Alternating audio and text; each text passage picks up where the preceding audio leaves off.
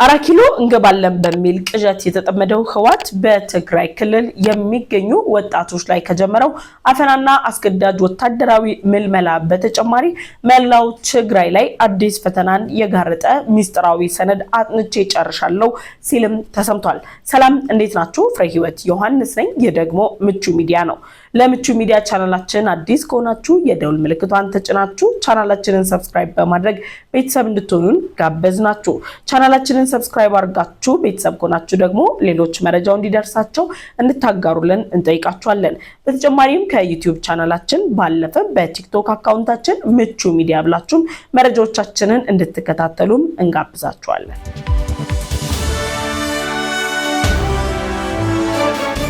በትግራይ ክልል እየተንቀሳቀሰ የሚገኘው ህወሓት ከፌደራል መንግስቱ ጋር ውጥረት ውስጥ ከገባ በኋላ በፕሪቶሪያው ስምምነት አማካኝነት ወደ ሰላም ይመጣሉ ተብሎ ቢጠበቅም ህወሓት ግን የፕሪቶሪያው ስምምነትን በማፍረስ በትግራይ ክልል ዳግም ጦርነትን ለመቀስቀስ እየተንቀሳቀሰ ይገኛል።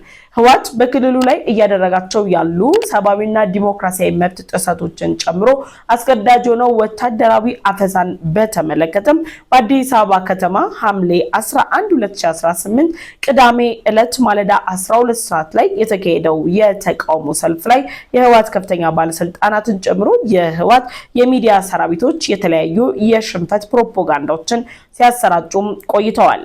የህወሓት ቡድን የፊት አመራሮች በአዲስ አበባ የተካሄደው ሰላማዊ ሰልፍ የህወሓትን እንቅስቃሴ የሚያስቆም እንዳልሆነ ቢገልጹም በተመሳሳይ ሰዓት ላይ ከሰዓት አካባቢ በትግራይ ክልል በተለያዩ ዞኖችና ወረዳዎች ላይ ህወሓት ውይይቶችን ሲያደርጉላል።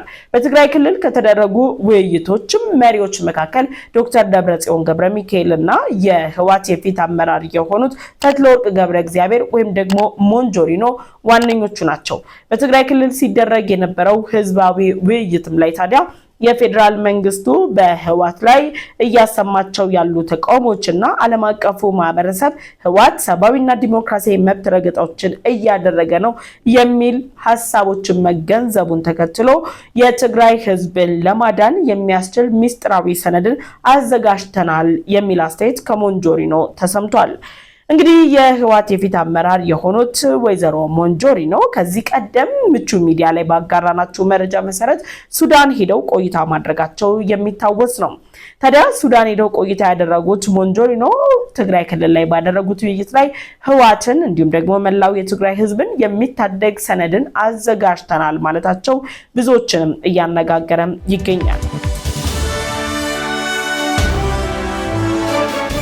የህወሓት ቡድን በተለያዩ ጊዜያቶች ላይ በሚያሰማቸው ተቃውሞችና ወደ ጦርነት ለመግባት የሚያደርጋቸውን ጥረቶች ተከትሎ ሰነድ አዘጋጅቻለሁ፣ የፌደራል መንግስቱ ላይ እርምጃዎችን ወስዳለሁ፣ የመጨረሻው ሰዓትም ደርሷል፣ ወጣቶች ከጎኔ ናቸው፣ የኢትዮጵያ ህዝብ ህወሓትን ናፍቋል የሚለው ንግግራቸው የብዙዎችን ግርምትም የጫረ ነው።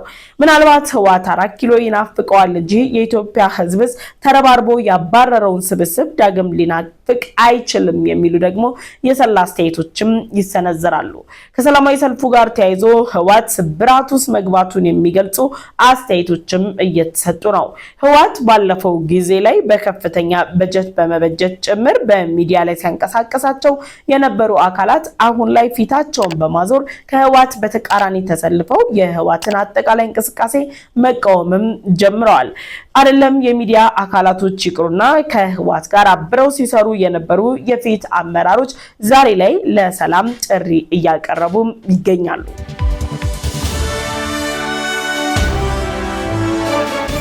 የህወሓት ቡድን በሰሞኑን እንግዲህ በትግራይ ክልል ባደረገው መድረክ ላይ ለሁለተኛው ዙር ጦርነት ተዘጋጁም ብሏል። ህወሓት ለሁለተኛው ዙር ጦርነት ተዘጋጁ ያላቸው የትግራይ ነዋሪዎች ደግሞ በተለያዩ መንገዶች ተቃውሟቸውን እያሰሙ ይገኛሉ።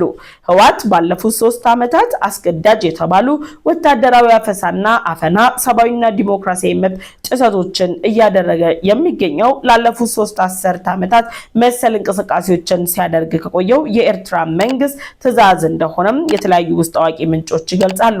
በጣም አስገራሚው ነገር ህወሓት በጊዜያዊ አስተዳደር ፕሬዝዳንትነት ተቀምጠው የነበሩት ጀነራል ታደሰ ወረደን ከስልጣን ካነሳበት ጊዜ ጀምሮ ጀነራሉ ከአሜሪካ ከፍተኛ አምባሳደር ከሌሎች ዓለም አቀፍ ተቋማት መሪዎች ጋር ጭምር እንዳይገናኙ ማድረጉም የሚታወስ ነው። ሌላው ቢቀር በቅርብ ጊዜ የአሜሪካው አምባሳደር ኤርቪን ማሲንጋ ወደ መቀሌ ከተማ ባቀኑበት ወቅት ላይ ዶክተር ደብረጽዮንም ሆኑ እንግዲህ አሁን ላይ ህወሓትን እያጋፈርኩ ነው የሚሉት ሞንጆሪኖን ጨምሮ አልተገናኙም። ታዲያ አምባሳደሩ ከጀነራል ታደሰ ወረደ ጋር ይገናኛል የሚል ስጋት ያደረባቸው የህወሓት ከፍተኛ ባለስልጣናት ጀነራል ታደሰ ወረደን የት እንዳስገቧቸውም አልታወቀም። ባለፉት ጥቂት ቀናት ቢቢሲን ጨምሮ ለሌሎች ዓለም አቀፍ የሚዲያ ተቋማት የጀነራል ታደሰ ወረደ ቤተሰቦች ጀነራል ታደሰ የት እንዳለ እንደማያውቁ እንዲሁም ደግሞ አሁን ላይ ስላለው የትግራይ ክልል ሁኔታም በግልጽ ተናግረዋል። ታዲያ ጀነራሉ የት እንዳሉ አይታወቅም እየተባለ ባለበት በዚህ ወቅት ላይ ለሕክምና እንኳን ከሀገር እንዳይወጡ መድኃኒቶችንም እንዳያገኙ ጭምር ህወሓት ማዘዙም እየተነገረ ይገኛል። የትግራይ ክልል አጠቃላይ ሁኔታም በተመለከተ እየተነገሩ ያሉ ሁኔታዎች ብቻ ሳይሆን መመልከት በሚቻለው መልኩ ህወሓት ወደ ጦርነት ለመግባት ሽርጉዱን አጠናክሮ ቀጥሏል። ጦርነቱ በምንድነው ሊሆን የሚችለው? ከነማንስ ጋር ነው ህወሓት የሚዋጋው የሚለው የብዙዎችም ጥያቄ ነው። ህወሓት አሁን ላይ ይበልጥ የጦርነት ሐሳቡ እንዲጠናከርና ጦርነትን ልጀምር ነው የሚለውን አጀንዳውን ደግሞ እያሰራጨ ያለበት ዋነኛ ምክንያት ኢትዮጵያ አታሰካውም ተብሎ ሲነገርለት የነበረው የምክክር ኮሚሽን ጉባኤ ነው። ህወሓት በምክክር ኮሚሽን ጉባኤ ላይ የተለያዩ አስተያየቶችን እያነሳ ከመንግስትና ከህዝብ በተቃራኒ ቢቆምም የምክክር ኮሚሽን ጉባኤው ግን እንደ ጠላቶች እቅድ ሳይሆን እንደ መላው ኢትዮጵያውያን ፍላጎትና ኢትዮጵያ ምክክር ማድረግ ስላለባት ምክክሩ በይፋ ተጀምሮ ቀናቶችም ተቆጥረዋል።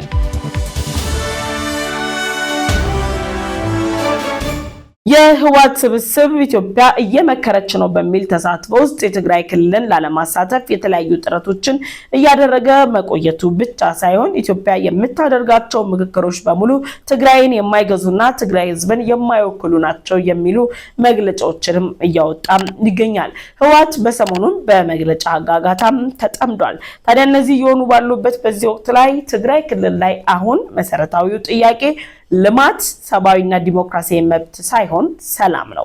በትግራይ ክልል ልክ እንደ ሌሎች ክልሎች የወጣቶች ስራ ዕድል ፈጠራ፣ የተማሪዎች የትምህርት ሁኔታ፣ የመሰረተ ልማት መሟላትን ጨምሮ ጥያቄ መሆን ሲገባቸው ህወሓት ግን ክልሉን ከልማት ይልቅ ጦርነትን፣ ከጦርነትም በተጨማሪ ደግሞ ወጣቶችን ለሌሎች ሀገራት በመሸጥ ጭምር የጦርነቱ አደገኛ ገፈት ቀማሾች እያደረጋቸው በመሆኑ ሰላም አንገብጋቢ ጉዳይ ሆኗል። ለትግራይ ክልል ሰላም እንዲመጣ ሁሉም ማህበረሰብ የራሱን ኃላፊነት ይወጣ የሚለው ደግሞ የምቹ ሚዲያ መልእክት ነው። አብሬያችሁ የቆየሁት እኔ ፍሬ ህይወት ዮሐንስ ነበርኩኝ። ለምቹ ሚዲያ ቤተሰብ ካሉናችሁ የደውል ምልክቷን ተጭናችሁ ቻናላችንን ሰብስክራይብ በማድረግ ቤተሰቡ ነው። ቻናላችንን ሰብስክራይብ አድርጋችሁ ቤተሰብ ከሆናችሁ ላይክ እና ሼር በማድረግ ለወዳጅ ዘመዶቻችሁ እንድታጋሩ እንጠይቃችኋለን። በቀጣይ በሌሎች ዝግጅቶችም እንመለሳለን።